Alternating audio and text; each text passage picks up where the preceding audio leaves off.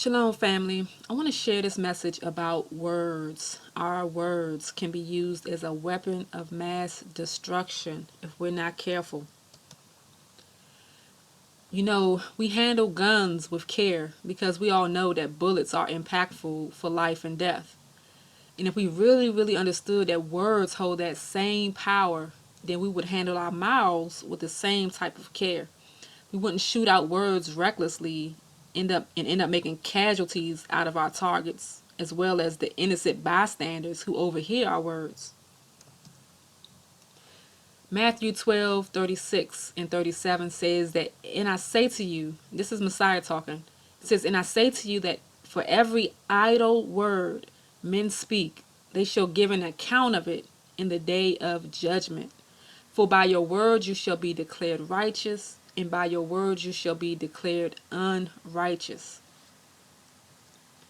Now, idle, the definition of idle means without purpose or effect, to be pointless.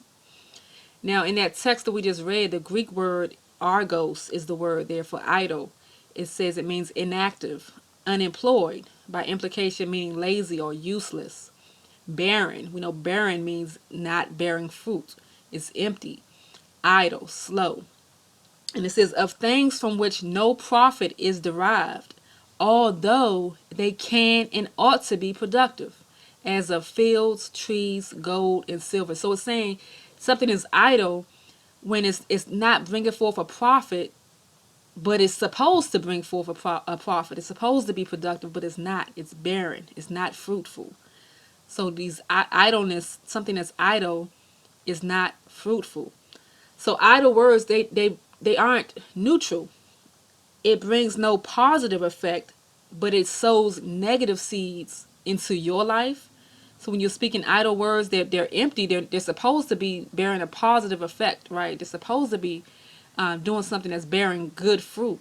But it's barren of that. There's no good fruit coming forth from it. But it's not without an effect though. It's having an effect on you, on your life. The words that you're speaking is because you're going to be judged by the words that you're speaking. The Messiah just said that every person is going to have to give an account for every idle word that they speak. So it's affecting you in your life now and in the future. Then it's affecting the innocent bystanders, those people who are hearing your words, those people who are not the target of your words, but the people listening to your words who overhear it. They're being affected by what you say. And a lot of times we don't consider that. So you're being affected, these innocent bystanders are being affected, and the person who you're targeting is still not being helped. The person who these words are directed towards are still not being helped by these words. So it was fruitless. There was no purpose to it. There was no positive effect, but it wasn't without an effect. It started a negative process. It sowed negative seeds.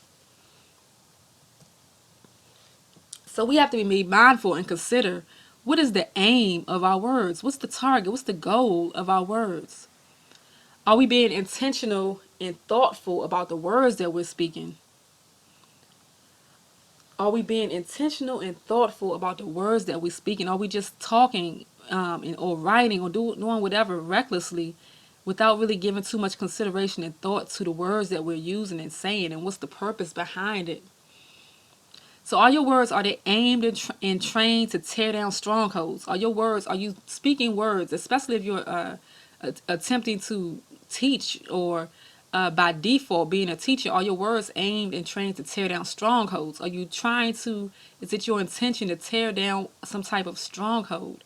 Or are you releasing words that are tearing down people? You know, are your words tearing down people instead of attacking the stronghold? If it's a legitimate issue that we're discussing, if you're talking about something that is sin or that is contrary to the Most High, is the goal of the words to attack the thing that's attacking whatever person, you know, and to bring light and to bring a breaking of the stronghold, a tearing down of the lies? Or are you using words that are really tearing down the people that are hearing it and attacking them instead of attacking what has them bound? Ephesians 6:16 tells us to take up the shield of faith to quench the fiery darts of the evil one. Are your words the fiery darts of the evil one that is attacking the faith of another sister or brother? Are your words being used as an attack against somebody? Is somebody having to fight harder today because of your words that they're trying to overcome, that's attacking and shaking their faith? And not in a good way? Is it a fiery dart from the evil one?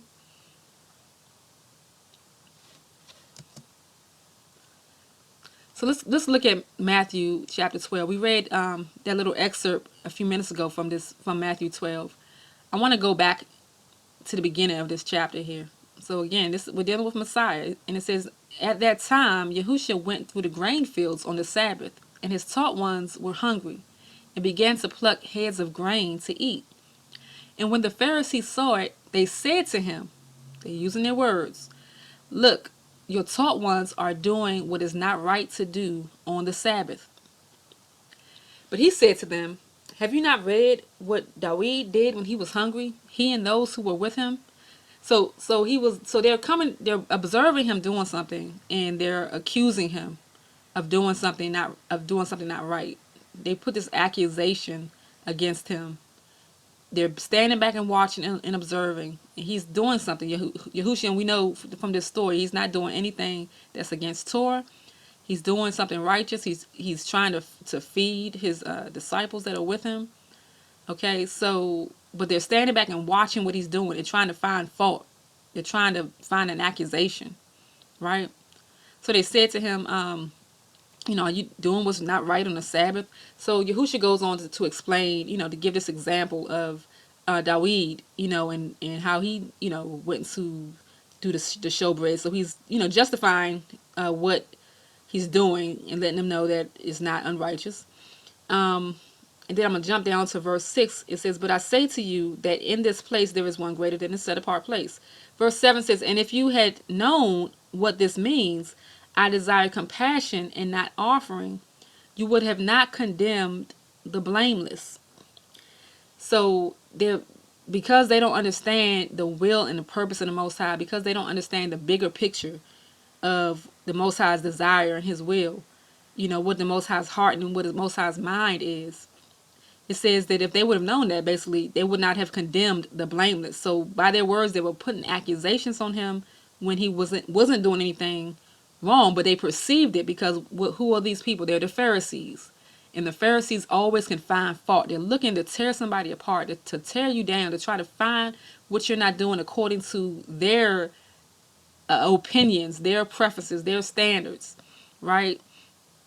But while you're at the same time not violating the Most High, while you're doing what the Most High has told you and called you to do, but they're trying to find fault in you and condemn you, and they condemn the blameless. We don't want to be like the Pharisees, that we're always finding fault and condemning those who are blameless because we're on the outside looking in and we don't understand, and we're bringing false accusations. So, "For the son of Adam is master of the Sabbath," verse 8.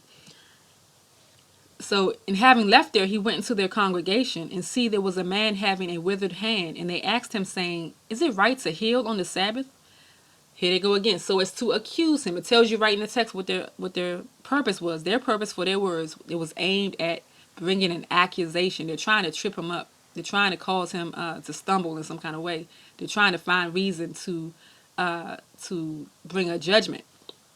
Okay, and so Yahushua again goes on to explain the situation. What man is there among you who has a sheep, and if it falls into a pit on the Sabbath, shall not take hold of it and lift it out? He explains it's right to do good on the Sabbath. So he's explaining this. He's doing the will of Yah. Right? So in verse 14, it says the Pharisees went out and took counsel against him so as to destroy him. Okay, so now they're taking counsel. So they already used their words for that. Now they're speaking with other people against him to try to destroy him. So now they're using their words to talk against him. So they were accusing him to his face, and then they went to go seek out some others to find out how they can scheme to come and destroy him. They're speaking amongst others about him. Okay. So this is unrighteous ways to use our words. So these are the Pharisees. So something else in this section I want to make a note of. It says in verse 15, but Yahusha, knowing it, withdrew from there. So he withdrew, and large crowds followed him, and he healed them all. And he warned them not to make him known, in order that what was spoken by Yeshayahu the prophet might be fulfilled, saying, see, my servant whom I have chosen, my beloved, in whom my being did delight. I shall put my spirit upon him, and he shall declare right ruling to the nations. He shall not strive nor cry out, nor shall anyone hear his voice in the streets. A crushed reed he shall not break, and smoking flax he shall not quench, till he brings forth right ruling forever, and the nations shall trust in his name. So it says he warned the people not to make him known. So there's a time to speak and to cry out and to say things, but then there's a time to be silent and to not make things known. So we see a dichotomy here of Yahusha telling his followers, those who were following him and he healed, he was warning them to not make him known because it wasn't time. It would have caused him danger if they would have went out running their mouths in an inappropriate time, right? So this is another view of how important words are, whether we with the right time, having the wisdom of when to withhold them and when to speak them. And it says here that he's not going to strive nor cry out, nor shall anyone hear his voice in the streets. Now we know clearly, we just heard him speaking to the Pharisees. So it's not saying that Yahushua was going to come and just be silent and never say anything and never speak out. We know that that wasn't the case at all. There was times where he would say, whoa, to the Pharisees. It was a time when he would speak, and it was a time that he would be silent. And when and where he did each one was dependent on the will of Yah. So we have to know the will and purposes that we are in the seasons. We have to be able to discern that and be obedient to when the Most High is saying to speak and when not to speak. And it said because of his character here, because of all these different things, it says the nation shall trust in his name. His name is what his character.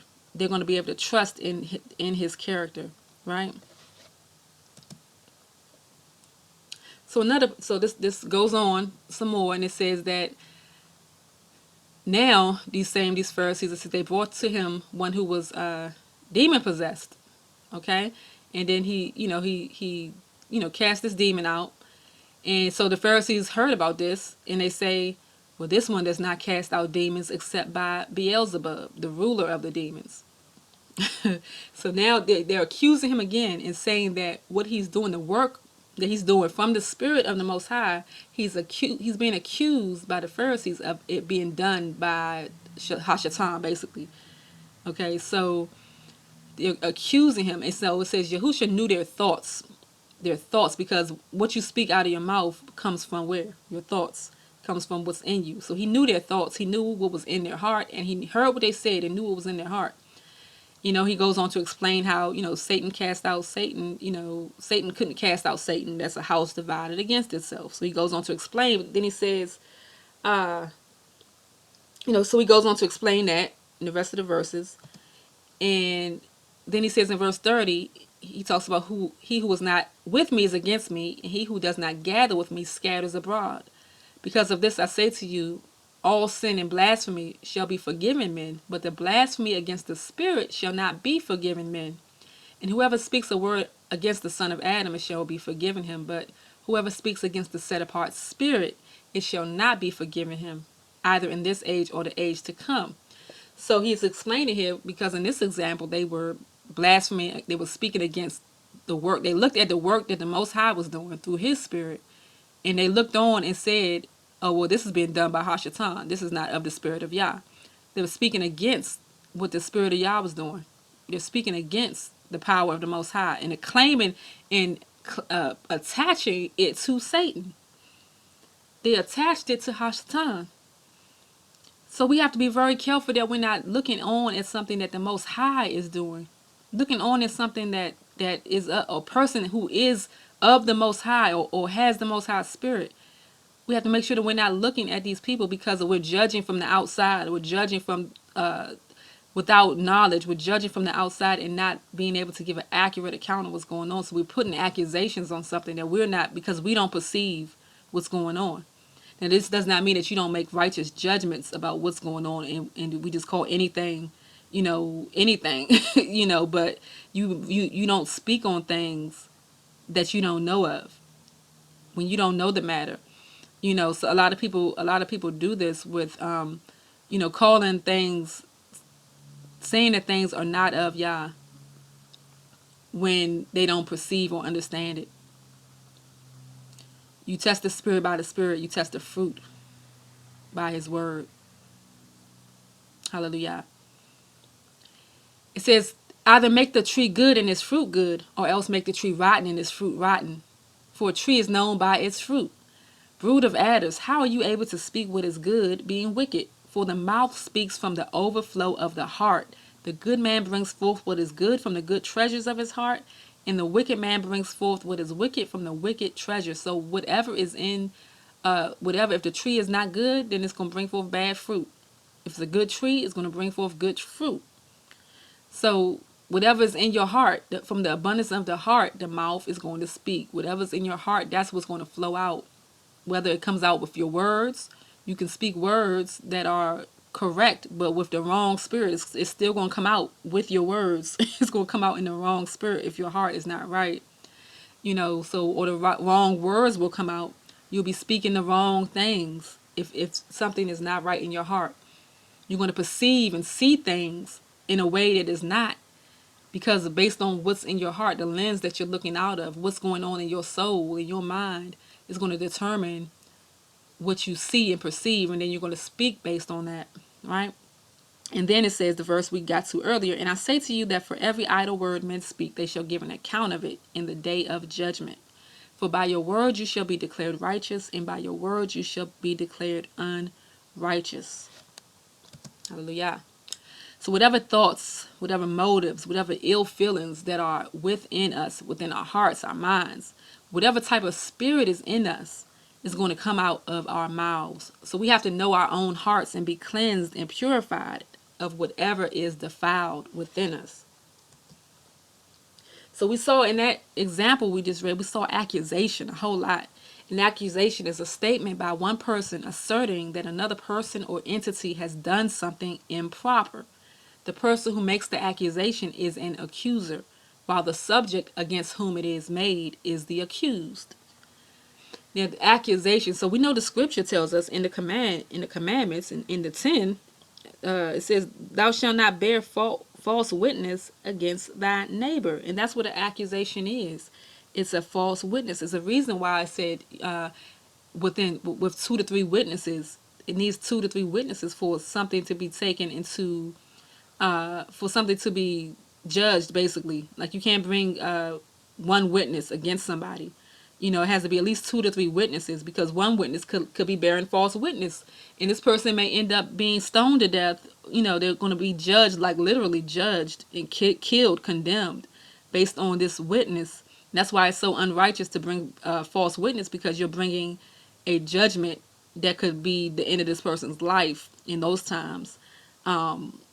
So it says not to bear false witness, but we do this today. We bring false witness against people, accusations, and people come up under condemnation. They come up under judgment. They come up under, it causes strife and contention amongst our families, our assemblies, the minds of people, relationships. It causes strife and contention because we're bringing up accusations that don't necessarily have merit, okay? We're accusing somebody of something. We take on the role of the accuser of the brethren, right? Who's the accuser of the brethren? Hasatan does. He accuses the saints of the Most High before he accuses the saints of the Most High before the Most High, and brings accusations against us, and we get to hear some of that because some of us deal with self-condemnation. We're constantly condemning ourselves because the accuser is in our ears. But then we become accusers of others, and we become another voice in their ears. When I talked about that, was fiery darts, where it's challenging somebody's faith because now they have to overcome this situation that was created by words. Contempt. Contempt is the act of despising, the state of mind of one who despises, disdain.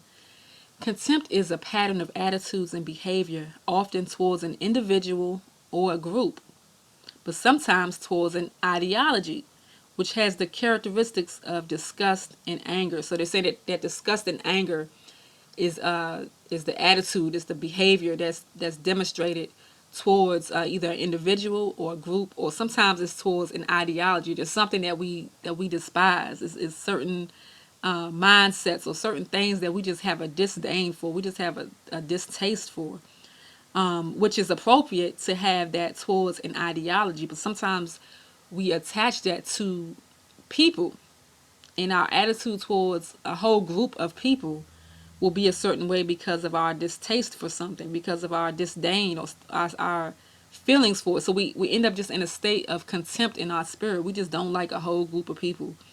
It falls close to dealing with stereotypes. Sometimes we throw blanket statements out, like a lot amongst the Hebrew community. A lot of times people will say Christians this and Christians that, and you're throwing a whole group of people.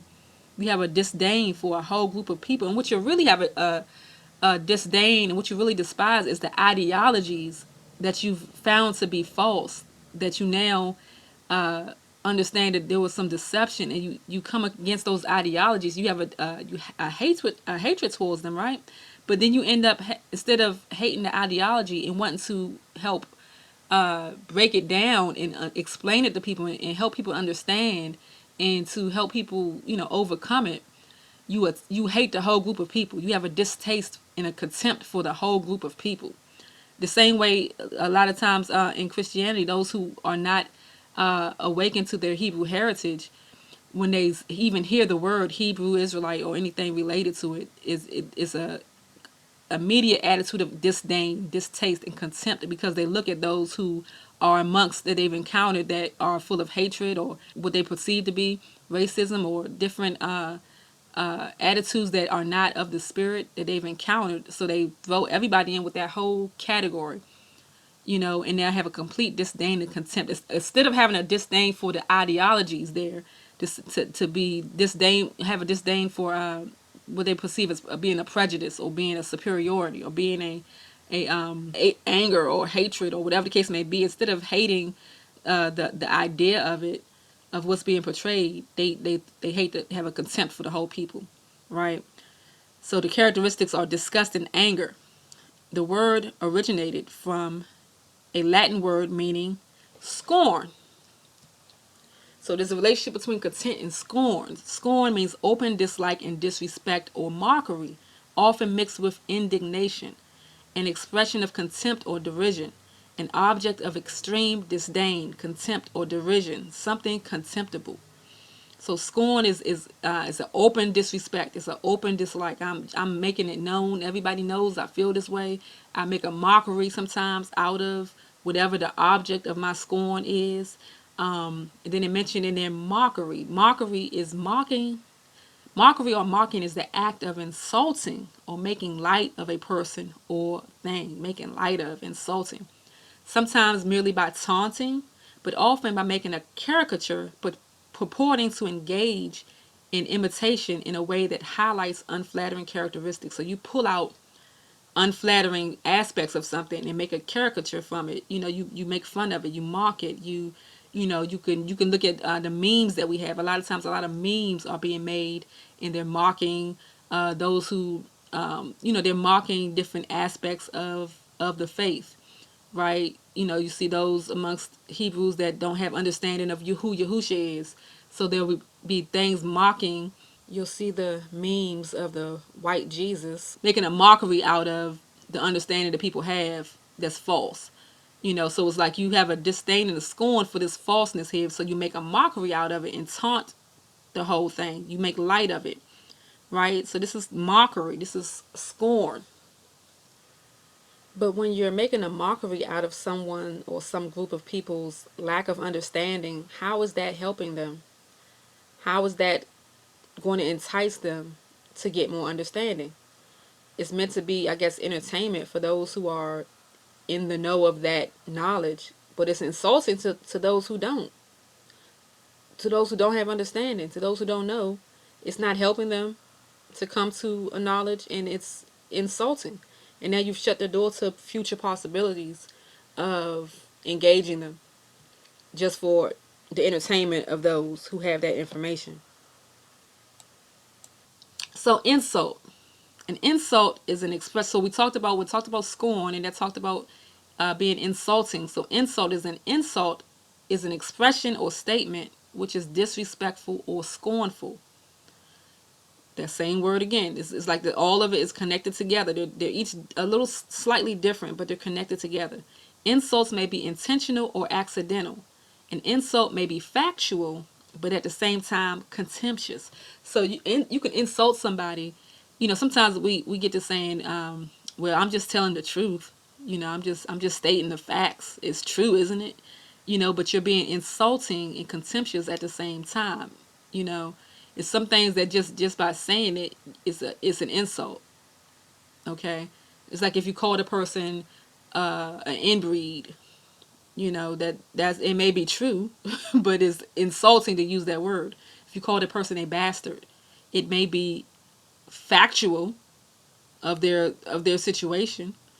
It may be a fact based on the definition of the word, but it's an insult to call somebody that, and you will be in a contemptuous spirit to call somebody that, right? Why would you call somebody that, right? So it's an insult. So even though it may be true, it may be a fact, it's insulting. So a lot of times we're not even we're insulting people with things that aren't even completely factually true. So we have to be very mindful. Condescending, showing feelings of superiority by patronizing, to interact with others in a way that implies that you are superior to them. So, a air of superiority. You're talking down to people. Basically, you're speaking as if you are in a higher place, on a higher level. You're superior. You've arrived. You're woke. You in truth. You full of the spirit. Whatever the case may be. You are in a place where you feel like others need to come to. Others need to arrive at where you're at. So you're talking down to them. You're not trying to educate. You're not trying to love. You're not showing compassion. You're not showing patience. You're not showing the fruit of the spirit, but you're just talking down. And you're assuming that you're in a place. But the scriptures tells us to esteem our brothers and sisters higher than ourselves. It tells us to not think too highly of ourselves. But when we're in a condescending place, we're having a spirit that's looking down upon. So we have to remember that most of the time we're likely speaking to someone who's a part of our own body, a part of the body of the Most High, a part of the body of Messiah, a part of our body of brothers and sisters. Whether it be family, whether it be spiritually, whether it be community. We may be talking to somebody that's part of our own body, especially the body of Messiah. So if your arm wasn't functioning on your body correctly, if some part of your body wasn't functioning right, would you scorn that part of your body? Would you mock that part of your body? Stupid arm. Why you ain't acting right? Would your other arm start your one hand is jerking, is your other hand gonna start jerking to mock it? Like, you're not gonna make fun of your own body. You're gonna seek to figure out what is the issue, what is causing you to do this. You're gonna try your best to try to treat it and fix it. Why? Because it affects you, and you recognize if something's wrong with some part of your body, it's affecting you. So if something is going on and malfunctioning, is dysfunctional in some part of the body of Messiah, then it's affecting us. We are one body, and we must learn how to see ourselves as being one body, so that we can invest in and take an interest in the body being sound and what needs to be done, what kind of prayers need to be prayed, what kind of fasting needs to be done, what kind of outreaches need to happen, so that our body can be sound, healthy, and whole. And this takes patience. It takes patience. And teachers must have patience. Some are teachers by, calling, and you are actually called to the role of a teacher. And others are teachers by default, because we all are teaching in some kind of way or another. Whatever you proclaim to be, people are watching you. So you become a teacher. And some put themselves out there to in a position to teach when they aren't really called to be teachers, and they outright go out trying to teach. 2 Timothy says, and a servant of the master should not quarrel, but be gentle towards all, able to teach, patient when wronged, in meekness instructing those who are in opposition, lest somehow Elohim gives them repentance unto a thorough knowledge of the truth, and they come to their senses out of the snare of the devil, having been taken captive by him to do his desires. So if you are encountering somebody in this situation, this is worst case, is somebody who has been taken captive. They're ensnared by evil. They're doing the enemy's will. It's saying that you should be patient with this person, even if they wrong you. You know, even if they're in opposition to you, you have to be patient and gentle and not quarrelsome, because the Most High may give them repentance and bring them into a thorough knowledge of the truth. He may be able to bridge the gap, repair that breach, and give them a knowledge, a knowing, a deep understanding of the truth so that they come out of that snare. So if you don't have patience, you're not ready to be a teacher. So please don't put yourself in a position to be judged as a teacher, because the teacher is going to be judged more harshly. James 1, not many of you should become teachers, my brothers, knowing that we shall receive greater judgment. For we all stumble in many matters. If anyone does not stumble in word, he is a perfect man, able also to bridle the entire body. Look, we put bits in the mouth of horses for them to obey us, and we turn their body. Look at the ships too. Although they are big and are driven by strong winds, they are turned by a very small rudder, whatever the pilot intends. So too the tongue is a little member, yet boasts greatly. See how a little fire kindles a great forest? And the tongue is a fire, the world of unrighteousness. Among our members the tongue is set, the one the one defiling the entire body, and setting on fire the wheel of life, and it is set on fire by Gehenna. For every kind of beast and bird, and of reptile and creature of the sea is tamed and has been tamed by mankind. But no man is able to tame the tongue. It is unruly, evil, filled with deadly poison. With it we bless our Elohim and Father, and with it we curse men who have been made in the likeness of Elohim. Out of the same mouth proceed blessing and cursing. My brothers, this should not be so. Does the fountain send forth the sweet and the bitter from the same opening? My brothers, is a fig tree able to bear olives, or a grapevine figs? So neither is a fountain able to make salt and sweet water. Who is wise and understanding among you? Let him show by his good behavior his works in meekness of wisdom. But if you have bitter jealousy and self-seeking in your hearts, do not boast against and lie against the truth. This is not the wisdom coming down from above, but it is earthly, unspiritual, demonic. For where jealousy and self-seeking are, there is confusion in every foul deed. But the wisdom from above is first clean, then peaceable, gentle, ready to obey, filled with compassion and good fruits, without partiality and without hypocrisy. And the fruit of righteousness is sown in peace by those who make peace.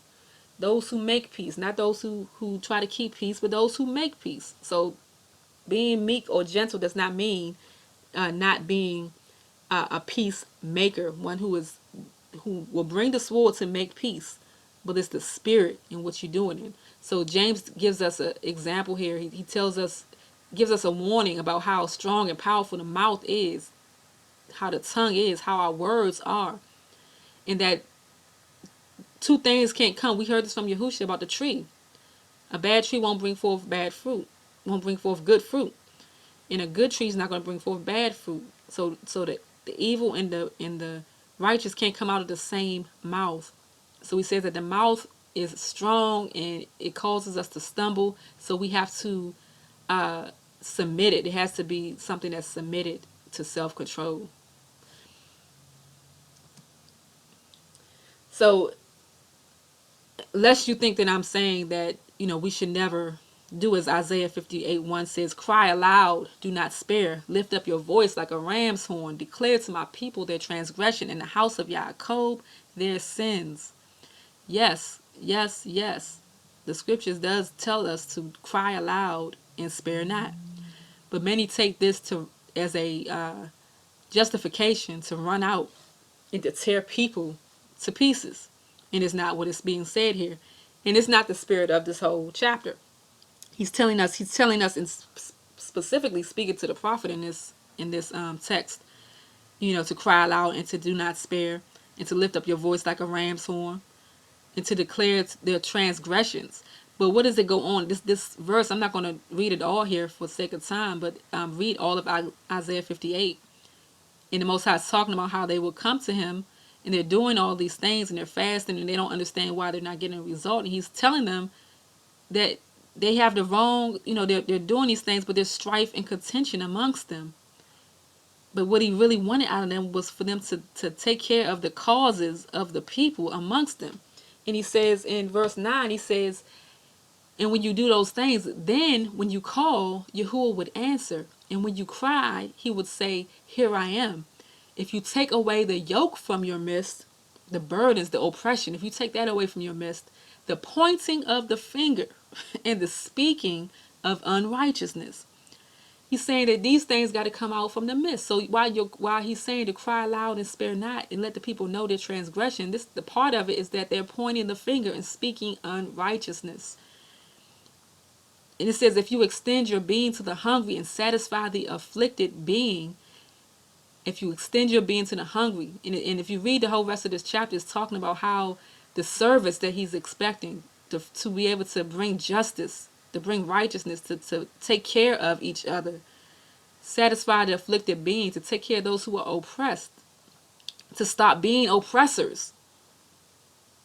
And he even points it out, even in our words and speaking unrighteousness and pointing a finger. If we do this, then our light shall dawn in the darkness and your darkness be as noon. Then we'll be a light.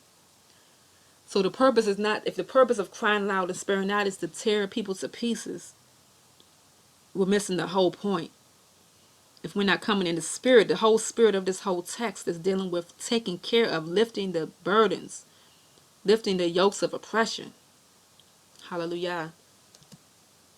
So if you are a prophet, or if you're speaking under inspiration, speaking, prophesying, and believe that your words of fire are justified, know that you and your words and your spirit have to first be qualified. Many are claiming to be woke. Many are claiming to be in the truth. But these are only claims. Being in truth is not about knowing information. Being in truth is not about knowing information. Truth is one with the Spirit. You can't walk in truth without walking in the Spirit. And without the Spirit of truth doing a work inside of you. So, yes, Jeremiah 23:28 says, the prophet who has a dream, let him relate the dream. And he who has my word, let him speak my word of truth, my word in truth. What is the chaff to the wheat? Declares Yahuwah. So in this verse, he was talking about the false prophets in false words, but he says the prophet who has a legit dream, let him tell it. Who has my word, let him speak it in truth. Okay? Is not my word like a fire, declares Yahuwah, and like a hammer that shatters a rock?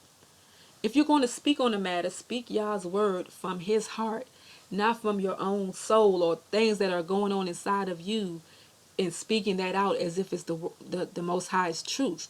He said, those who have my word speak it in truth. And he never says to not speak his word of truth in boldness. But it's in a boldness of humility, right? It's in a different type of spirit. His word is like a fire. It refines. It's a hammer that shatters the rock. It breaks strongholds. It breaks through barriers. So if we're going to speak on matters, we have to speak words from his heart, from his word, and not from any woundedness or taintedness within our own souls. Before the prophets carried a word, they were concerned about their mouths. So I said before that a prophet has, if your words are coming from the Most High, your words have to be qualified. Your spirit has to be qualified first. The prophets carried a word and they were concerned about their mouths. This is in the book of Isaiah chapter 6. Verses 1 through 9, it says, in the year, this is Isaiah the prophet, in the year that sovereign or King Uzziah died, I saw Yahuwah sitting on a throne, high and lifted up, and the train of his robe filled the Hekal, filled the temple.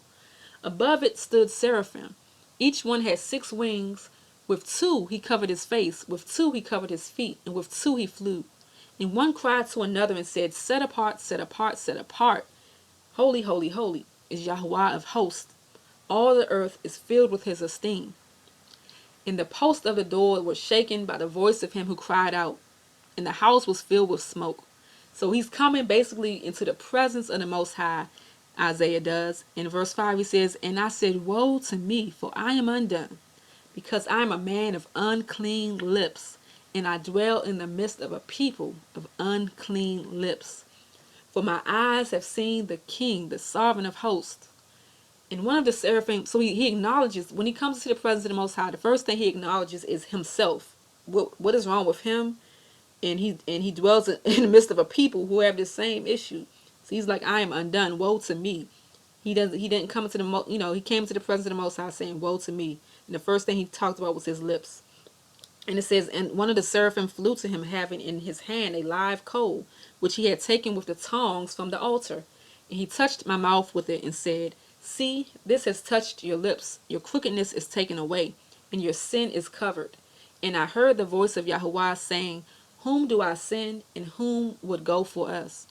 And I said, Here I am, send me. And he said, Go, and you shall say to this people, Hearing you hear, but do not understand, and seeing you see, but do not know. So, Most High, he comes into the presence of the Most High, and the seraphim flew to him. He realized his mouth was an issue, and it says that the seraphim touched his mouth with the tongs, with the coal. It was a live coal, so this is representing a refinement. And he says, your crookedness is taken away, your sin is covered. So he refines him. He touches his mouth and refines him. And then he's able to answer the call to say, Here I am, send me, I can go. And the Most High then puts this word in him.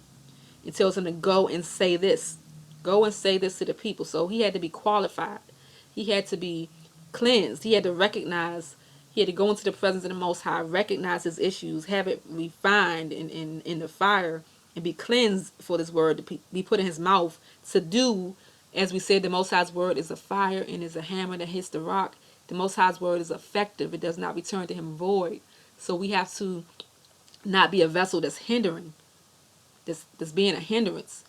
The Most High's word is effective, but if he puts it in a dirty vessel, then we defile it. Jeremiah, verse 1, it says, And the words of Yirmiyahu, the son of Yirmiyahu is Jeremiah, the son of Hilkiyahu, of the priests who were in this place. I'm going to skip down to verse 4. It says, Now the word of Yahuwah came to me, saying, Before I formed you in the belly, I knew you. And before you came out of the womb, I did set you apart. I appointed you a prophet to the nations. And said I, so this is Jeremiah's response to the Most High, Master, Yahuwah, see, I do not know how to speak, for I am a youth. And Yahuwah said to me, Do not say I am a youth, but go to all to whom I send you, and speak whatever I command you. Do not fear their faces, for I am with you to deliver you, declares Yahuwah. Then Yahuwah put forth his hand and touched my mouth. Okay, so he's saying, in another sense, he's saying, oh man, I don't know how to speak. He's addressing his mouth. He's like, you're sending me, but oh my goodness, how am I going to deliver this message? How am I going to speak? I'm a youth. So he's addressing again the mouth. The prophets aren't taken lightly that they're going to be going and presenting the words of the Most High. So they're asking the Most High to touch my mouth, deal with me in this area for me to carry, because you're giving me a word to carry, right? So he says, so the Most High touches his mouth and says, See, I have put my words in your mouth. See, I have this day set you over the nations and over the reigns, the kingdoms, to root out, to pull down, to destroy, and to overthrow, to build and to plant. Do you see how powerful that is? Jeremiah is not one that plants or that builds or that does these things. He's a prophet. He's going to speak. But he's saying that the words I'm putting in your mouth, they're going to be words that have the power to root out. They have the power to pull down. They have the power to destroy. They have the power to overthrow. They have the power to build, and they have the power to plant. Your words are going to tear down things, but it's supposed to tear down things that are the enemies of the Most High, not tear down the people of the Most High. And if the people are enemies of the Most High will take them down. Hallelujah. But our words have the power and capacity to do these things. And our words have the power to build and to plant, to build up, to plant, for new things to grow. Our words have power. So it's wicked for our words to be idle, not having a positive effect, to be barren, to be empty, especially if we're carrying the word of the Most High in us. Then our words should be fruitful, and the spirit that we walk in should be fruitful. We should speak boldly the words of Yah, because he said, don't be afraid of their faces. So this isn't an indictment against being bold. It's about the spirit. We should speak boldly the words of Yah, but with fear and trembling, that we don't offend. Not that we don't offend people, but that we don't offend Abba Yah, that we don't offend the Father. Because when the king sends you with a message or an assignment, you have to be obedient and not overstep your bounds. You don't go outside of the boundaries that the Most High has given you. Let me give you an example. Numbers chapter 20, verse 10. This is Moses. Moshe and Aaron assembled the assembly before the rock. The Most High gave Moses instructions. When the people were thirsty, they needed water, they were complaining again. The Most High gave him instructions to speak to the rock, okay, and to bring water out, so that he would bring water out of it, right? So it says here, Moses and Aaron assembled the assembly before the rock, and he said to them, "Hear now, you rebels, shall we bring water for you out of this rock?" Then Moshe lifted his hand and struck the rock twice with his rod, and much water came out, and the congregation and their livestock drank. So listen. Moses was frustrated. He's upset. He got all this, people with him. They're complaining. They're calling on him. So here we go again. So he's out of his frustration, out of his feelings of irritation in dealing with these people. He doesn't follow the instructions. He doesn't go he doesn't go with carrying what the Most High gave him to do. He goes beyond what the Most High said do. He's first of all, he's like, "Here now, you rebels," which is not false. That's true. They were being rebels, right? It was true. Like we talked about that insult earlier. It's truth, But he says, "Shall we bring forth water for you out of this rock?" Here, here we go again. Having to feed you, having to attend to your needs. Here we go again. Then Moshe lifted his hand and struck the rock twice, which the Most High did not tell him to do that. So he went before, out of his frustration and anger, he went further than the boundaries that the Most High had given him. And the Most High still was faithful and performed his what he said he was going to do to the people. The water came out and they drank.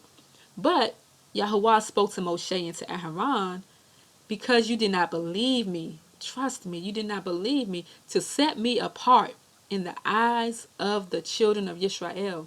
Therefore you do not bring this assembly into the land which I have given them."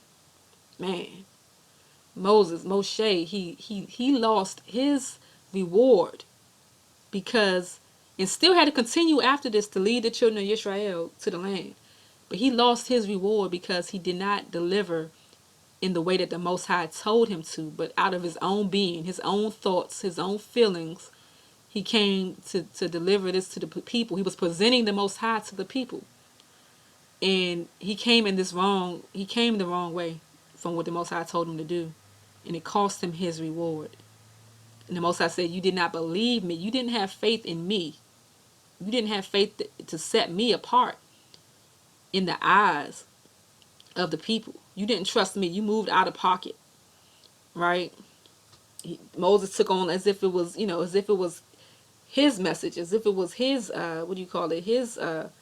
his people, or whatever the case may be. He moved out of pocket, and it cost him his reward.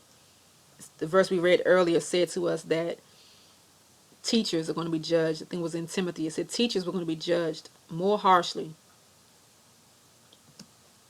We are ambassadors, not just to carry information. Okay, we're not just carrying information. We're not just telling people information.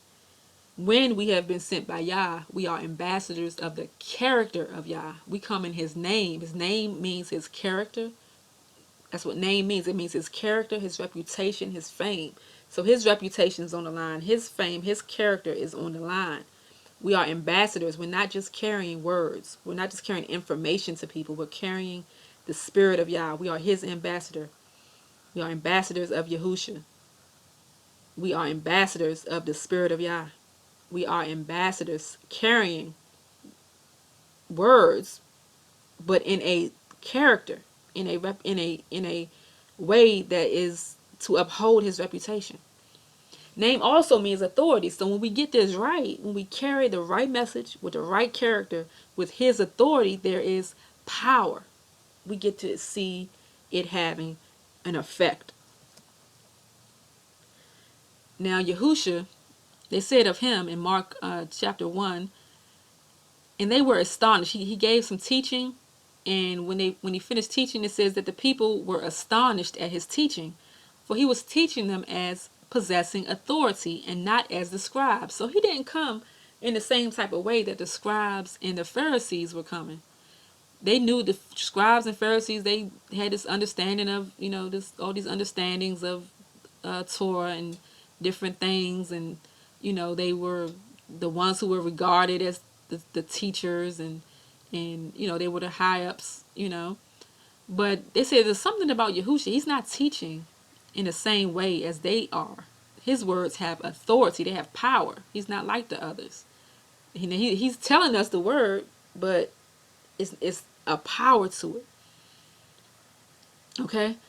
1 Peter 2:21 says, For to this you were called, because Messiah also suffered for us, leaving us an example that you should follow his steps, who committed no sin, nor was deceit found in his mouth, who being reviled, which that word means insult. We talked about insults earlier. He was being insulted, but did not revile or insult in return.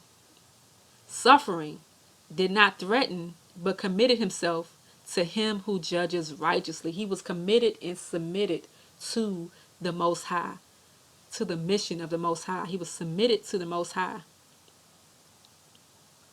So he didn't get out of pocket because he knew that this wasn't his message or his word. It wasn't his people. It was, even though it was, the people belonged to the Most High, and he belonged to the Most High. So he committed himself to him who judges righteously. Hallelujah. So he's our example of how to navigate. We read in Matthew earlier how he navigated, right? He's the example who in doing this didn't commit a sin, didn't have deceit found in his mouth. So in the spirit that he walked in, the spirit of meekness, but in power, okay? They were astonished at his teaching because he had authority. He spoke in power. There was an effect to the words. There's another verse that talks about did our hearts not burn within us when he spoke to us the words. That's what the Spirit does. The Spirit does that. The Spirit has an effect. Think of all the things that Yahushua knew, all the things that he perceived. He knew with 100% certainty that was truth, that he didn't speak on. He was clear on things, but he didn't speak on everything. He remained silent because he was a man under submission to his Father's mission. Not speaking out of himself from his own inclinations and desires. Not letting his personality rule him. Put a pin right there. Personality. We let our personalities rule. We say, well, this is how I am. I'm quiet and I don't want to speak, so I'm not going to say anything. That's not the Most High. You don't get to have that choice. If the Most High is telling you to speak, you must speak up. This is my personality. I'm just loud and this is how I carry myself. I'm just like this. Well, your personality has to be submitted to the Most High, to the Spirit, with self-control, with compassion, with love. So you can be bold. You can be one who is of a loud disposition, and that could be part of your personality, but it has to be submitted. It has to come under rulership. All of our personalities were given by the Most High for a purpose, and they're good, but they are also tainted by our ideas of it and how we've been raised up in our interactions, and we have to submit even our personality to the Most High for him to filter us. So even those who are by disposition quiet and meek, quiet and I don't want to say meek because meek has a different meaning, but quiet and soft-spoken, you may have to speak up. There's some who are naturally loud and outspoken. You may have to temper down at times. So you have to put your personality under his control, under the fruit of the Spirit. Touch your personality, filter it with the fruit of the Spirit. So not letting he didn't let his personality rule him, but he exercised the fruit of the Spirit, self-control, so that Yah will be glorified in all matters, and that he would not get in the way. And a lot of times we get in the way. People don't reject the word of Yah, they reject us. They reject something in our spirit that's off, that they discern. Something in our words that was off because of what's in our heart. Because our personality and our approach is such a turn-off. They can't hear Yah, and Yah's not being glorified. And who do we choose? Do we choose those parts of us that we just like or prefer, that we falsely think is effective, or do we prefer for Yah to be glorified?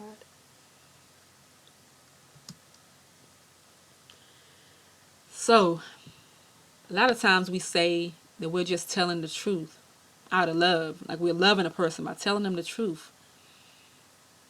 But honestly, a lot of times it's out of irritation, it's out of frustration, just like Moshe.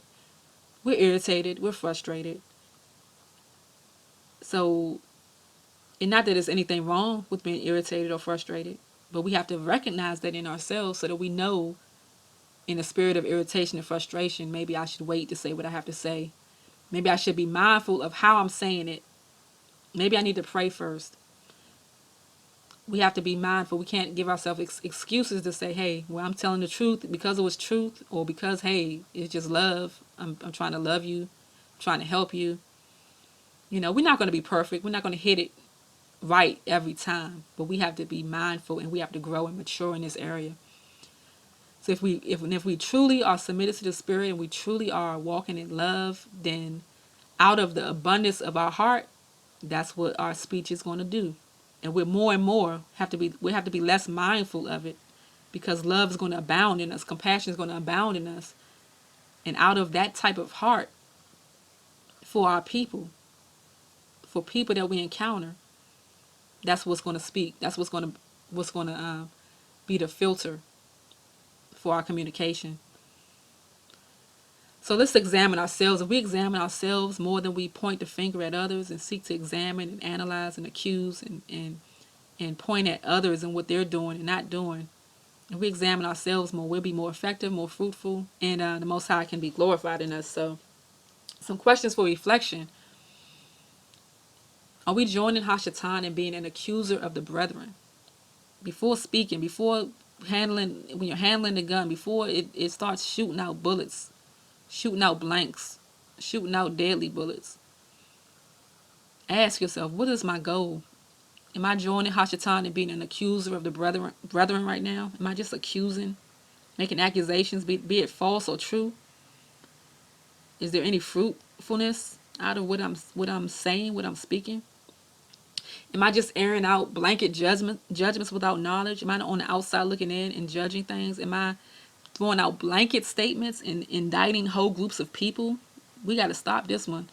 Especially amongst people who identify themselves as Christians and people who identify themselves as Hebrews, those who acknowledge their identity versus those who don't, or all the other categories in between. There's so many mischaracterizations because we just use the word Christian. Christians use, those Hebrew Israelites. Oh, they this and they that and they this and they that, making blanket judgments when there's a Hebrew Israelite that is a acknowledgement of a nationality, and it does not indicate what this person's beliefs are when it comes to the faith. They're so diverse. So you cannot throw everybody under that blanket judgment of whatever your perception is based on the people you've encountered. And the same thing with that those who identify as Hebrews, point the finger at those who identify as Christians, and will say things like, oh, well, they're pagans, and oh, they're wicked, and oh, they're, all these various things, when those are blanket statements. Because many are more righteous than many who identify as Hebrew Israelites. Those are mislabels, mischaracterizations. Those labels have to go. Those divisions have to go. The division is those who are his and those who are not his. There's wheat and tares amongst whatever label that is out there. Whatever we call ourselves, there are wheat and tares amongst them all. And we have to look at the fruit and look at the spirit of individuals and not throw out blanket statements and judgments. We have to be more careful because we are offending brothers and sisters, and we're trying to win over people while offending them at the same time. And it's not effective. It's reckless. It's reckless. It's one of the most reckless things that that's happening, that's keeping us divided.